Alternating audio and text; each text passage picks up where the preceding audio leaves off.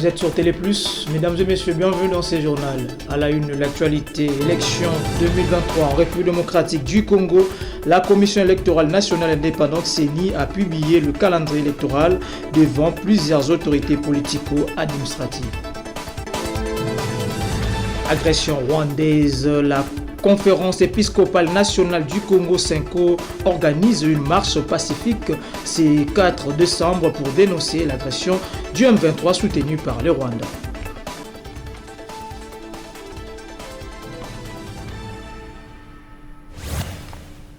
Une fois de plus, bienvenue dans ce journal. Suite à l'agression du mouvement M23 soutenu par le Rwanda, une marche pacifique est prévue ce 4 décembre par la Conférence épiscopale nationale du Congo (CENCO). Les évêques de l'Église catholique vont marcher pour dénoncer l'agression rwandaise à travers le mouvement rebelle M23. Suivez. La conférence épiscopale nationale du Congo (CENCO) l'a rappelé dans une conférence, notamment son éminence cardinal archevêque de Kinshasa Fridolin Ambongo, en répondant à l'appel du chef de l'État Félix Tshisekedi Tshilombo d'une mobilisation pour la défense de l'intégrité territoriale du pays mis en péril par une agression menée par le Rwanda. La CENCO confirme sa marche pacifique le 4 décembre prochain. Signalons que, malgré les décisions finales prises à l'issue du mini-sommet de Luanda, notamment les cessez des hostilités, sous 48 heures, le rebelle dit M23 soutenu par le Rwanda continue d'occuper plusieurs localités dans la partie est de la République démocratique du Congo.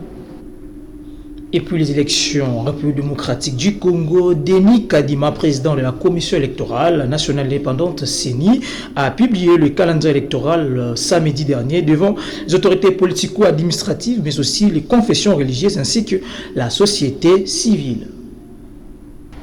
Enfin, le calendrier électoral pour les élections de 2023 a été rendu public ce samedi dernier par le président de la Commission électorale nationale indépendante, Denis Kadima, du 24 décembre 2022 au 23 janvier 2023, identification et enrôlement des électeurs dans les 10 premières provinces, à savoir Kinshasa, Congo central, Kwango, Kwilu, Lema-Indombe, Équateur, Mongala, le nord et le sud Ubangi, ainsi que les Tchouapa.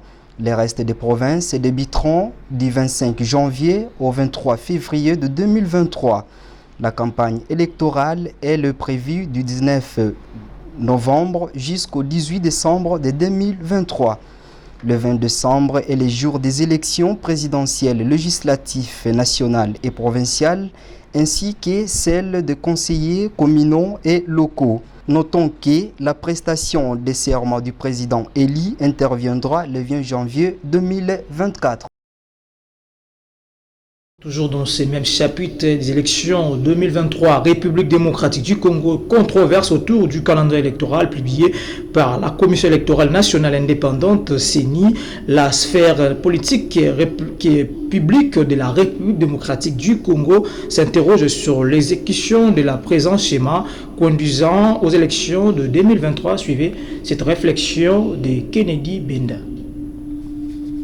Publication du calendrier électoral par la Commission électorale nationale indépendante le samedi dernier suscite au sein de la classe politique publique une panoplie d'interprétations dans laquelle différents avis sont relayés. D'une part salutaires, d'autre part contre irréalisables, ce qui conduit le peuple congolais à se poser certaines questions quant à l'exécution de ces présents calendriers dans les délais constitutionnels. Englouti par l'insécurité dans sa partie est et autres préoccupations majeures du pays, ces programmes risqueraient de subir une modification ou une interruption, comme le soulignent certaines couches dans l'anonymat. Denis Kadima et toute son équipe débutent le 24 décembre l'opération d'identification et d'enrôlement des électeurs dans sa première phase des provinces, chose qui laisse perplexe la sphère politique et publique congolaise, non seulement à compter les jours et mois, mais aussi à analyser sur certaines autres étapes restantes du processus entamé. Selon quelques partis de la majorité, c'est une manière pour cette institution d'appui à la démocratie de démontrer à la face du monde sa volonté d'organiser les scrutins dans les délais constitutionnels malgré différentes contraintes. De l'autre côté de l'opposition, plusieurs zones d'ombre se représentent.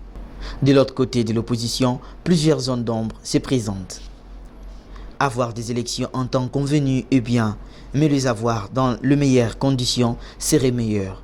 D'où toutes les parties prenantes à ces processus sont priées à une prise de conscience pour ne plus retomber sur les mêmes erreurs commises en 2006, 11 et 18. N'oublions pas que les souhaits du peuple, c'est d'avoir des dirigeants issus des urnes. Dans la partie est de la République démocratique du Congo, le président rwandais Paul Kagame, mais aussi du Kenya William Ruto, se sont engagés pour accompagner toutes les initiatives tendant à rétablir la paix dans l'est de la RDC. Leurs engagements a été pris lundi 28 novembre 2022 à Nairobi au cours d'une réunion convoquée par l'EAC dans le cadre du processus de paix sous la conférence de l'Union africaine. Et puis à Kinshasa, Donald Chite, cadre de l'UDPS Kibasa, a répondu à l'appel massif et mobilisation nationale lancée par le président de la République démocratique du Congo, Félix Tshisekedi Tshilombo, dans la commune de Barumbu, sous la pluie du bénédiction.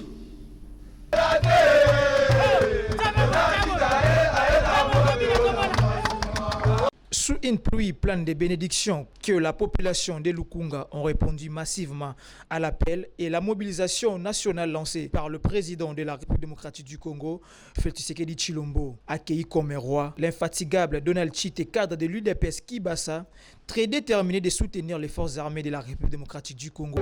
Oui, d'ailleurs c'est ce qui prouve que nous n'avons qu'une seule nation et unique qui s'appelle la RDC. Alors sous une pluie battante, vous pouvez le voir, que la population de Barumbu et de Lukunga s'est levée et mobilisée comme un seul homme pour répondre positivement à l'appel lancé par le chef de l'État. L'appel à la mobilisation nationale qui a été lancé par le chef de l'État pour soutenir nos FARDC. Vous pouvez le constater que nous venons de raviver encore une fois de plus la fibre patriotique qui s'est déjà éteinte depuis longtemps.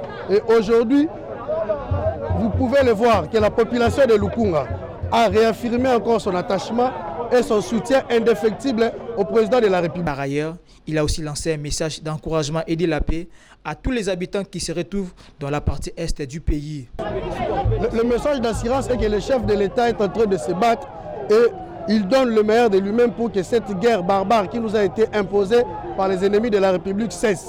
Une fois de plus, je me répète, d'ici février, nous ne parlerons plus du M23 parce que la population congolaise s'est mobilisée derrière l'appel du chef de l'État.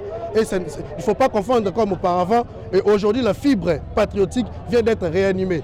Donc dorénavant, Kinshasa et Goma et Ituri, nous ne parlons que le même langage. La paix, rien que la paix. Et alors, pourquoi pas que Dieu bénisse la République démocratique du Congo, que Dieu bénisse une fois de plus Fati. Signalons que Donald Chite, Mufinuku Yabana Barumbu, promet de faire des descentes afin de sensibiliser les femmes militaires, mais aussi la vision du chef de l'État qui est à l'appel à la mobilisation aux forces armées de la République démocratique du Congo.